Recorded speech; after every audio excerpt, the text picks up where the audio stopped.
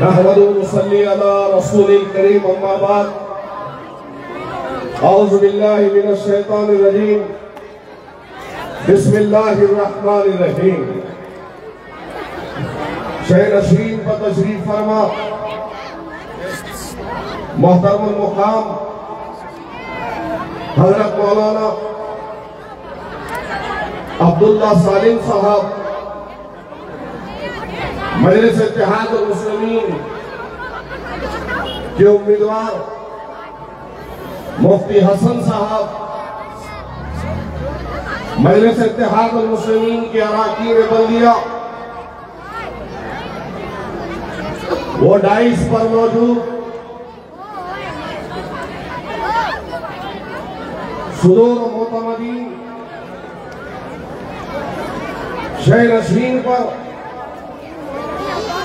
मजलिस कायदीन और आज के जलसे में मौजूद मेरे नौजवानों, बुजुर्गों और मेरी इज्जतदार माँ और बहनों, आज के जलसा मजलिस इत्तेहाद जलसा है और इससे पहले कई जलसों को मुनक्कद कर मजलिस इत्तेहादुल मुस्लिमीन ने अपने पैगाम को गोधरा के गैयों मुसलमानों तक पहुंचाया है और आज का जलसा और फिर कल का जलसा शायद आखिरी जलसा होगा और इस इंतखाबी जलसे के जरिए से आप लोग मुत्तहिद और मुनज़्ज़म होकर अपनी जमात मजलिस इत्तेहादुल मुस्लिमीन का साथ दे। तो क्यों दे? क्योंकि आज दौर हाजिर में इस मुल्क में मुसलमानों के लिए हर नई सुबह, हर नया दिन मुसलमानों की अलमनाक दास्तां को लिख रहा है। हर अखबारात की सुर्खियां सुबह उठकर जब अखबार को देखते हैं, पढ़ते हैं, तो मुल्क की किसी ना किसी रियासत में मुसलमान के जुल्म को बयान करती है। कहीं हमारी मईशत को तबाह और ताराश किया जा रहा है, तो कहीं हमारी जानों की कोई कीमत नहीं है, तो कहीं गाय के नाम पर, जानवर के नाम पर इस मुल्क में मुसलमानों का कत्ल होता है, तो कहीं मुसलमानों को खंबे पे बांध कर मारा जाता है। बात अगर करता चलूं या ये कहूं कि इस मुल्क हिंदुस्तान में सबसे सस्ता अगर खून किसी कौम का नजर आता है, अगर मैं गलत न कहूं तो मुसलमानों का नजर आता है। मौजूदा हुकूमत हर नए दिन में एक नए कानून बनाती है तो मुसलमानों के खिलाफ में बनाती है। हुकूमत इख्तियार में आने से पहले बहुत बड़ी बड़ी बातें किए, लेकिन आज जिस दौर से हिंदुस्तान गुजर रहा है, इसकी नजीर इससे पहले कहीं नहीं मिलती होगी। आज मुल्क की मईशत का खात्मा दिन में दिन होता जा रहा है, शरह कमजोर हो रही है, रुपया पैसा घट रहा है, ऑयल की कीमतों में इस कदर इजाफा है कि आज गैस की कीमत आप देखते हैं तो औरतें परेशान हैं। आज बेरोजगारी इस कदर बढ़ गई है कि हिंदुस्तान की कई रियासतों से कई इंडस्ट्रियलिस्ट अपने कारखानों को बंद कर बैरूनी ममालिक में जा रहे हैं। आज इस मुल्क में हाहाकार है, तबाही है, बर्बादी के नजारे हैं।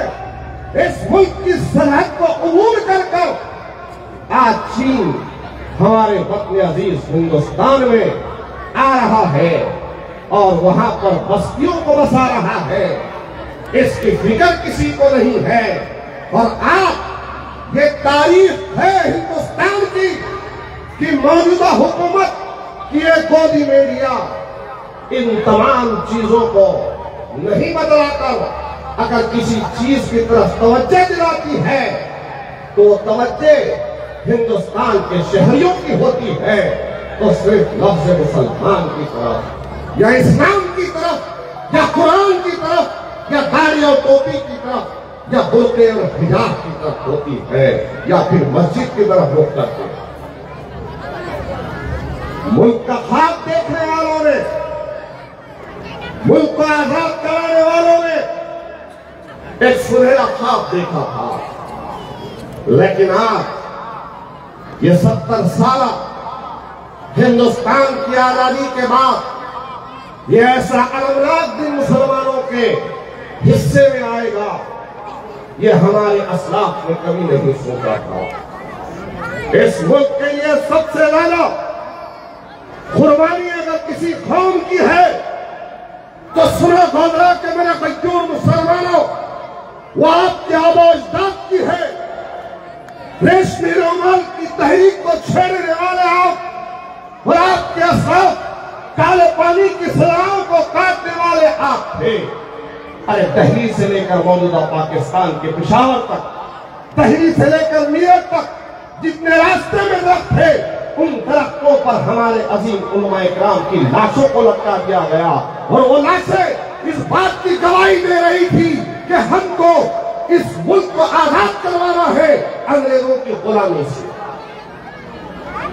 जान देने का वक्त आया तो हमने दिया, माल लेने का वक्त आया तो हमारी माओं ने, हमारी बहनों ने अपने जेवरात की कुर्बानी दी, कंगनों को उतार कर दिया कि पहले मुल्क को आजाद करो।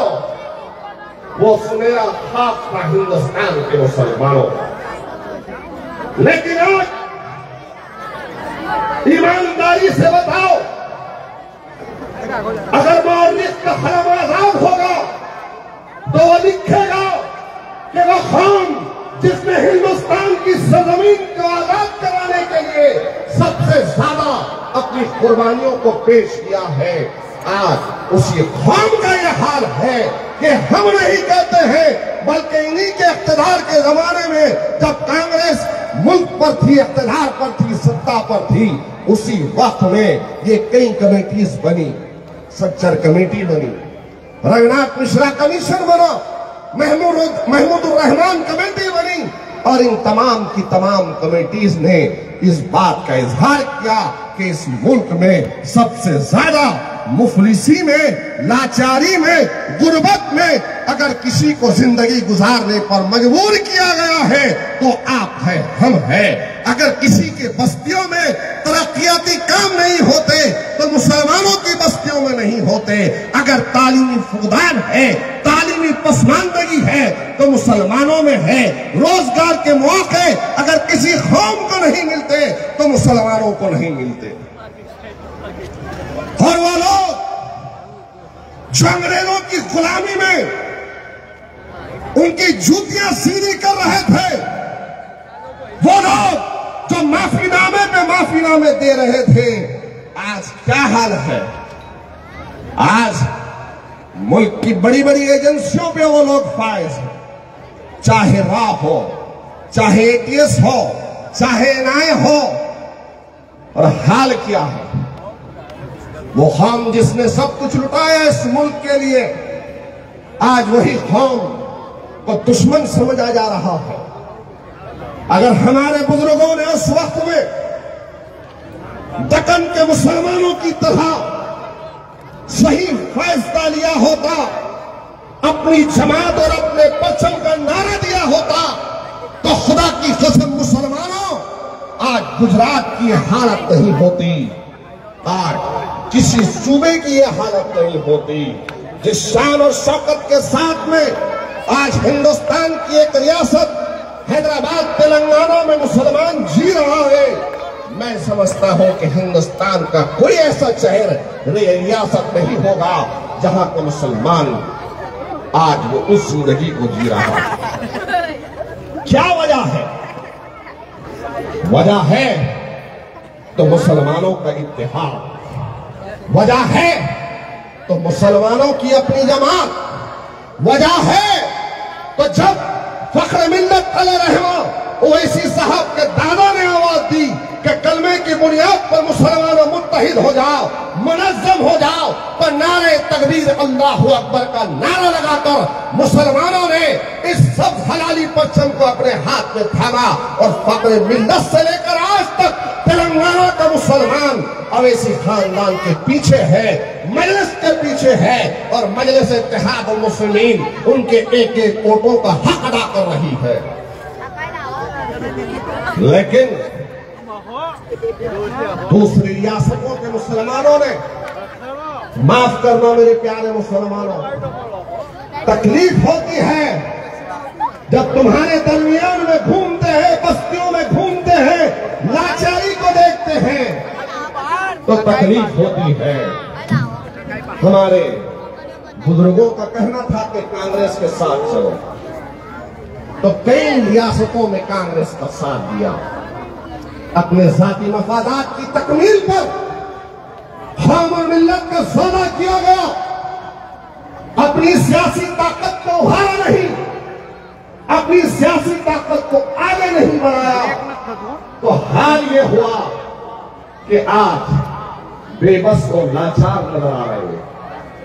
ईमानदारी से बताओ गोधरा के गयूर मुसलमानों कि आज यहां पर मेरी माएं हैं, पर्दानशीन, आज मेरे बुजुर्ग हैं, ऐसे स्टेज पर जहां पर उन्होंने इकराम भी है। अरे आज पूरे हिंदुस्तान में अगर सबसे ज्यादा मुसलमानों का कोई लीडर को चाहता होगा या मुसलमान किसी लीडर को चाहता होगा तो ओवैसी साहब है या नहीं है? मेरी आंखों ने गोधरा की सरजमीन पर वो नजारा भी देखा कि ओवैसी साहब जब गोधरा में आमद किए थे, आ रहे थे, तो हजारों की तादाद में हमारे बुजुर्ग, हमारे नौजवान, हमारी माएं उनको एक नजर देखने के लिए लपक रहे थे, मुसाफा कर रहे थे, उनके पेशानी का बोसा ले रहे थे। अरे यह मोहब्बत अल्लाह ने तुम्हारे दिलों में डाली है अवैसी खानदान की या अवैसी साहब की, तो याद रखो मुसलमानों, ये मोहब्बत ऐसे नहीं आई है। वो अवैसी तो नवाबों के शहर से जिनका ताल्लुक है, अपनी दौलत कदे को, अपने आराम कदे को छोड़कर, दुनिया की तमाम आसाइश और आराम चीजों को छोड़कर आपके दरमियान में आकर आपके ऊपर होने वाले जुल्म को बयान कर रहे हैं। आज कौन है मेरा मुसलमानों बताओ, क्या आज हमारे दर्द को बयान करे? आज तो हिंदुस्तान में ये भी दिन देखने को मिला मेरे भाई कि दर्द हमने सहा, बस्तियां हमारी उजाड़ी गई, इज्जतों को, इस्मतों को तार तार किया गया, भालों पर, त्रिशूलों पर 6-6 महीने के बच्चों को उठाया गया, तलवारों पर, नेजों पर, और हमारी बस्तियों को खाक की ढेर में तब्दील किया गया। 2002 का वो नस्ल कशी का सानिया जिसके तरफ से मुसलमान आज भी चीख उठता है, इसको भुलाने की मुसलमानों ने कोशिश की उस सानिया को, तो आज ये हिंदुस्तान का वो शाह कहता है कि 2002 में जो सबक हमने सिखाया था, वो सबक हमको याद दिला रहे हैं। आज मुजरिमाना सोच रखने वाले आज फिरौनियत को अपने दिलो दिमाग पर बिठाकर अपनी जबान से अपने जुल्म का इजहार करने वाले मुसलमानों को कमजोर समझ रहे हैं। ये समझ रहे हैं कि 2002 में जो सबक तुमको हमने दिया था वो फिर से याद दिलाएंगे। वो ये नहीं देखते कि मुसलमान ऐसे कई हादसात से गुजर कर आगे बढ़ा। अरे इस्लाम और मुसलमानों की जो तारीख है, ऐ फिरौन के मानने वालों, याद रखो ये मजमा जो सरों का समंदर नजर आ रहा है, ये लोग वो हैं जिनकी तारीख में हर वक्त शहादत लिखी है। अरे फिरौन जिसने अपने जुल्म और जबर का इजहार किया था, बेसरो सामानी के अंदर हजरत मूसा अलैहिस्सलाम थे, तो दुनिया ने देखा, कुरान इस बात का गवाह है, शाहिद है कि वो फिरौन जो अपने आप को खुदा कहता था, वो फिरौन जिसने जुल्म के तमाम चीजों को पीछे छोड़ दिया था, उसने जुल्म जबर पर उतरा था, तो फिरौन का हाल भी ये हुआ कि उसी दरियाए नील में से अल्लाह ने हजरत मूसा और उनके साथियों को गुजारा और फिरौन को वहां पर गर्क किया। आज तुम हम पर जुल्म कर कर, हमको मिटाने की कोशिश कर कर, खुश होकर ये बयान दे रहे हो, तो सुनो ऐ शाह, ऐ मोदी, ऐ योगी, कि तुम्हारा जुल्म और तुम कितने दिन के हैं। अरे बहुत से आए हैं, चले गए हैं। फिरौन की फिरौनियत नहीं रही, सद्दात नहीं रहा, हारून नहीं रहा, तो हिंदुस्तान में मुजरिमाना सोच रखने वालों तुम भी नहीं रहोगे। जालिमों का खात्मा होता है, बातिल खत्म होने के लिए आता है, और अल्लाह की किताब गवाह है कि अल्लाह तबारक व तआला ने हक को सरबुलंदी दी है। और आज हिंदुस्तान की सियासत में मजलिस इत्तेहाद मुस्लिमीन हक परस्तों की जमात है। ये डरने और घबराने वालों की जमात नहीं है। अरे जब मजलिस की रुकनियत को हासिल करते हैं, तो जैसा ईमान और डर एक जगह जमा नहीं हो सकता, वैसे ही मजलिस का सिपाही और डर एक जमा नहीं हो सकता। शाह, तुमने बहुत बड़ी बात कह दी है, तुमने बहुत बड़ी बात कह दी है, लेकिन तुम्हारी बात का जवाब आने वाला कल होगा। तुम्हारी बात का जवाब मुसलमानों का इत्तेहाद होगा। तुम्हारी बात का जवाब 5 तारीख के दिन पोलिंग बूथ पर जाकर मुसलमान देगा। और ये ना समझो कि मुसलमान कमजोर है। हाँ, ये अलग बात है कि कल तक मुसलमानों की रहनुमाई ये कांग्रेस के सरकरीब गुलामों के हाथ में थी, तो कल तक मुसलमानों को डराते थे, मुसलमानों को धमकाते थे कि अगर तुम हमारा साथ नहीं दोगे तो बीजेपी आ जाएगी। अरे बीजेपी क्या आ जाएगी इख्तिदार में? बीजेपी को इख्तिदार में लाने वाले यही कांग्रेस वाले हैं। आरएसएस को जन्म देने वाले यही कांग्रेस के लोग हैं। राम सेना, हिंदू महासभा को, बजरंग दल को और तमाम की तमाम हिंदू तंजीमों को जन्म देने वाली कोक का नाम कांग्रेस पार्टी है। और आज कांग्रेस के लोग कह रहे हैं, हमारे लोग काम कर रहे हैं तो बोल रहे हैं कांग्रेस वाले कि मजलिस का काम करेंगे तो ऐसा कर देंगे, मजलिस का काम कर देंगे तो वैसा कर देंगे। अरे डरने वाले हैं? डरने वालों की जमात का नाम मजलिस नहीं है, बुज़दिलों की जमात का नाम मजलिस इत्तेहाद मुस्लिमीन नहीं है। अरे 300 से ज़ायद काफिरों के दरमियान में खड़े रहकर मुसलमानों की बात करने वाले मुजाहिदीन का नाम मजलिस इत्तेहाद मुस्लिमीन है। कौन बोल रहा है? आज कौन बोल रहा है? मुसलमानों, 3 तलाक का मसला आया तो कौन बोला? एनआरसी के बिल को फाड़कर मंजूर आम पर जो हमको और तुमको डिटेंशन कैंपों में रखने की हुकूमत की तैयारी थी, इसको वाजे कर कौन बतलाया? हिजाब हिजाब के मसले पर कौन बोला? जब हिजाब का मसला आया, कर्नाटका की बच्ची के पास एक मीडिया का शख्स गया और कहा कि बेटी, जो तुमने उस दरिंदों के सामने नारे तकबीर और अल्लाह अकबर की सदाओं को बुझाया है, तुझ में इतनी हिम्मत कहां से आई? तो कुर्बान जाए उस बेटी के जो कर्नाटका की शेरनी है, उसने हिंदुस्तान की तमाम हमारी बहनों को सबक दिया और याद दिलाया और कहा उस मीडिया वाले से कि मैंने सदन में देखा है कि अवैसी साहब खड़े रहते हैं तो तमाम के तमाम खामोश हो जाते हैं। मुझे हौसला मिला, मुझे हौसला मिला तो अवैसी साहब से मिला, मुझे हिम्मत मिली तो अवैसी साहब से मिली और जुरातमंदी मेरे अंदर पैदा हुई तो अवैसी साहब के बयानात को मैंने देखा। अरे हम तो वो कौम हैं कि हम कभी न डरे हैं न झुके हैं। शहीद टीपू सुल्तान रहमतुल्लाह अलैह ने क्या कहा था जब अंग्रेज उनके सामने ऑफर लेके आए और कहा कि हम मैसूर में दखल अंदाजी नहीं करेंगे, आप अपनी हुकूमत को चलवाओ, तो शहीद टीपू सुल्तान रहमतुल्लाह अलैह के कौल रहती दुनिया तक कायम रहेंगे। आपने कहा था कि गीदड़ की 100 बरस की उम्र से शेर की एक दिन की जिंदगी बेहतर है। मत डरो मुसलमानों, डर और खौफ को अपने दिलों से निकालो।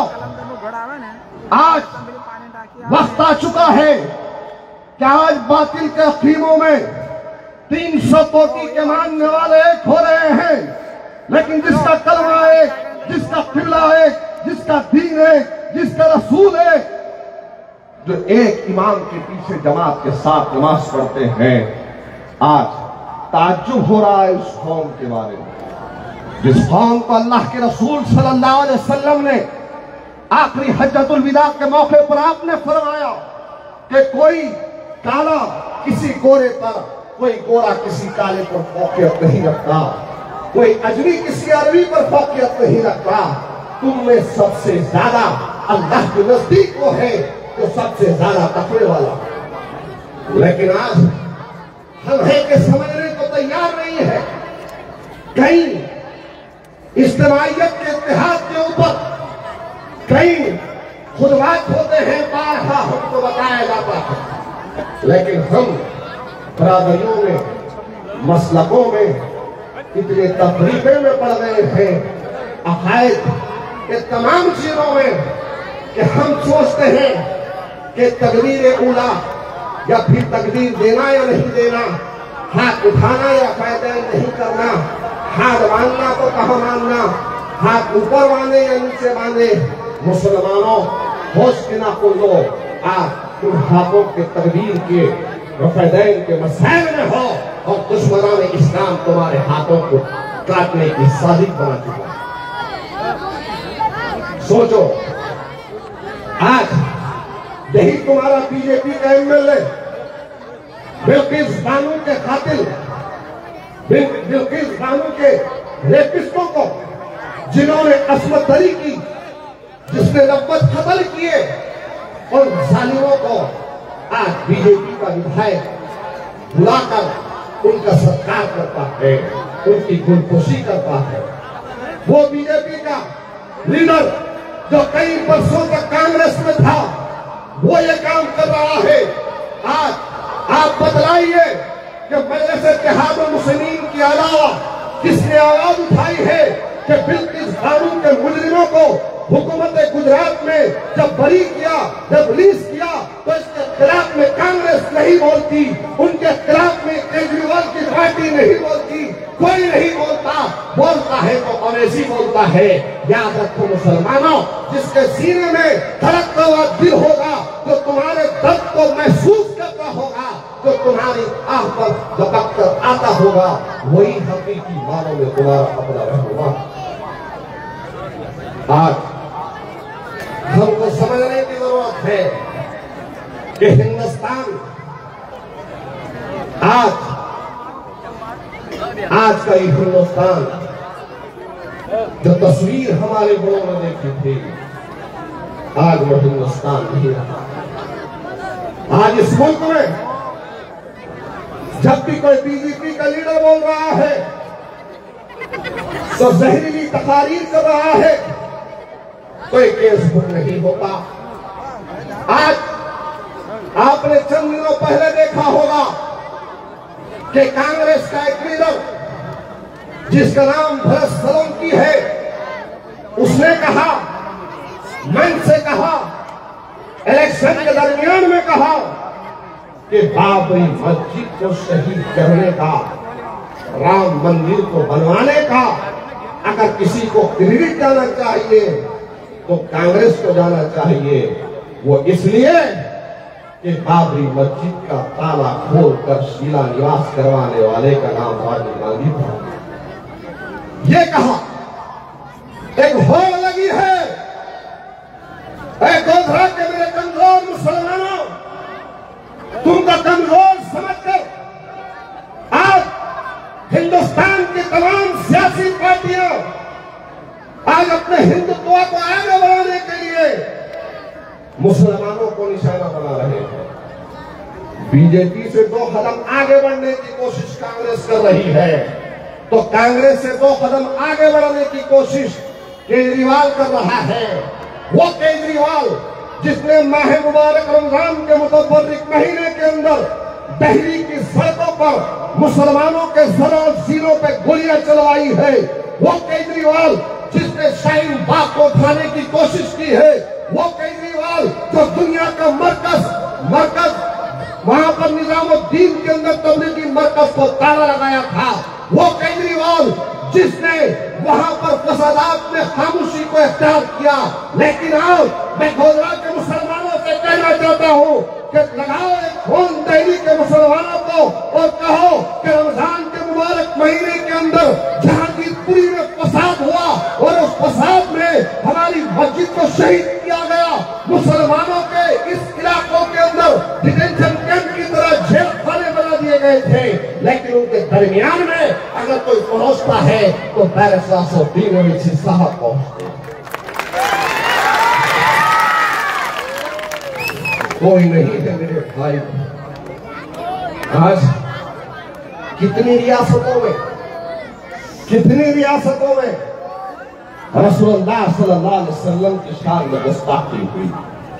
राजस्थान में हुई, कर्नाटक में हुई, महाराष्ट्र में हुई, हिंदुस्तान के कई रियासतों में, गुजरात में हुई, दिल्ली में हुई, हर जगह हुई। लेकिन क्या तुमने सुना कि किसी को गिरफ्तार किया गया? लेकिन अल्हम्दुलिल्लाह जहां पर आपकी जमात मजलिस इत्तेहादुल मुस्लिमीन है, बीजेपी का एक एमएलए जिसका नाम राजा सिंह है, रसूलुल्लाह सल्लल्लाहु अलैहि वसल्लम की शान रिसालत में गुस्ताखी किया, वो मजलिस इत्तेहादुल मुस्लिमीन की नुमाइंदगी पर एमएलए बीजेपी का है तो उठाकर जेल में डाल दिया गया है। एमपीडी में उसको रखा गया, पीडीए को उसके ऊपर लगाया गया। और नुपुर शर्मा को दिल्ली के चीफ मिनिस्टर ने, इस मुल्क के वजीर आजम ने हिफाजती दस्ता दिया। वो नुपुर शर्मा जिसकी वजह से हिंदुस्तान में कई जगहों पर एहतजाज हुआ, उस नुपुर शर्मा को हिफाजती दस्ता इस मुल्क के वजीर आजम ने दिया। बतलाइए क्या इंसाफ है? और एक नई आदत बन चुकी है, हर कोई रसूलुल्लाह सल्लल्लाहु अलैहि वसल्लम की शान में, इस्लाम मुसलमानों के खिलाफ में बोलकर आगे बढ़ना चाहता है। मैं जहां से आया हूं ना मेरे भाई, महाराष्ट्र से ठाकरे बहुत बोलता था, जब भी जबान खोलता था मुसलमानों के खिलाफ बोलता था।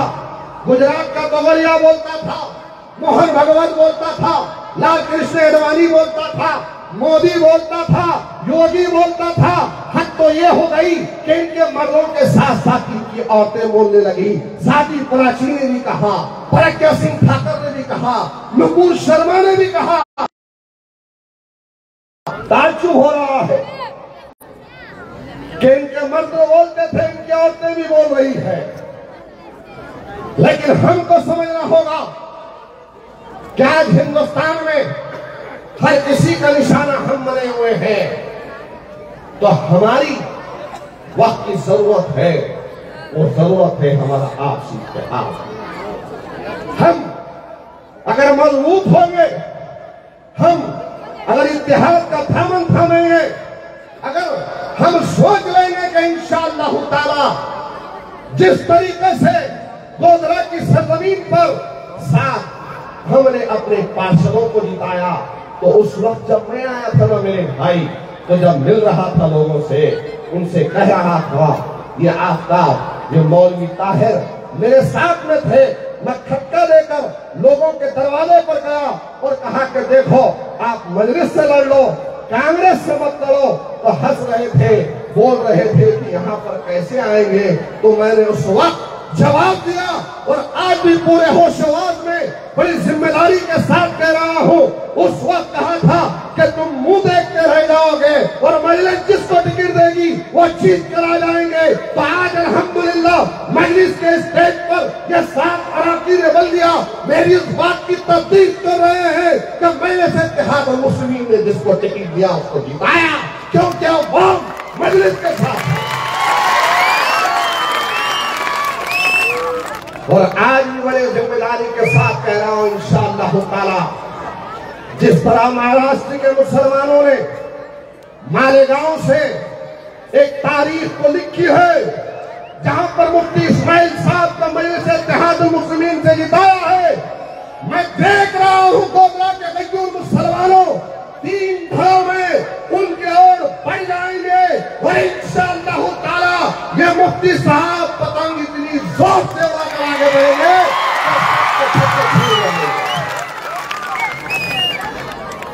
आज आपसे यही कहता हूं कि आप लोग मजलिस का साथ दो। आप 5 तारीख के दिन मजलिस का बटन उठाओ, बटन दबाकर बताओ कि इंशाअल्लाह ताला गोधरा की आवाज मुफ्ती हसन साहब होंगे, गोधरा की आवाज मुफ्ती हसन साहब होंगे और ऐवान असेंबली में जाएंगे तो इंशाअल्लाह ताला तुम्हारी आंखें देखेंगी कि ये मुफ्ती साहब जब गए तो जब गुजरात के मुसलमानों के समझ में आएगा कि हाँ अब कोई मर्द मुजाहिद ऐवान असेंबली में पहुंचा है। क्योंकि मेरे भाई हमारे लिए कोई नहीं बोलता। बच्चों को खेड़िया में मारा गया बांधकर, कोई आवाज नहीं उठाता। बेजुबानों के मुजरिमों को छोड़ दिया जाता, कोई आवाज नहीं उठाता। आज वक्त की जरूरत है, अपनी सफों में इत्तेहाद को पैदा करो, मजलिस का साथ दो। ये जमात आपकी जमात है, ये जितने लोग आए हैं आपकी बस्ती में हाथ छान रहे हैं, आपको दस्तक देकर समझा रहे हैं कि मुसलमानों इत्तेहाद का दामन थामो।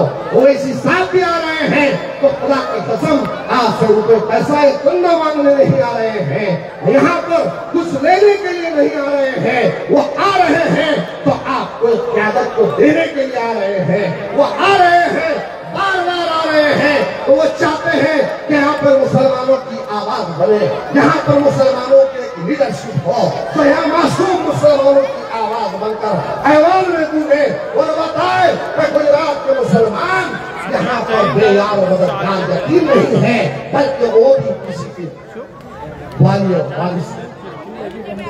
इसीलिए आप तमाम मुसलमानों को मैं कहता हूँ कि आप लोग मजलिस का साथ देंगे ना इंशाअल्लाह। वक्त की कमी है, बोलना तो बहुत था, लेकिन एक जोरदार हाथ उठाकर नारा देकर मेरी बहनों से भी कहूंगा कि इतनी जोर का नारा दो। वो अमित शाह जो हमको सबक सिखाना चाह रहा है, उसको हम सबक सिखाएंगे। नारा तकबीर, नारा तकबीर, नारा तकबीर, नारा तकबीर।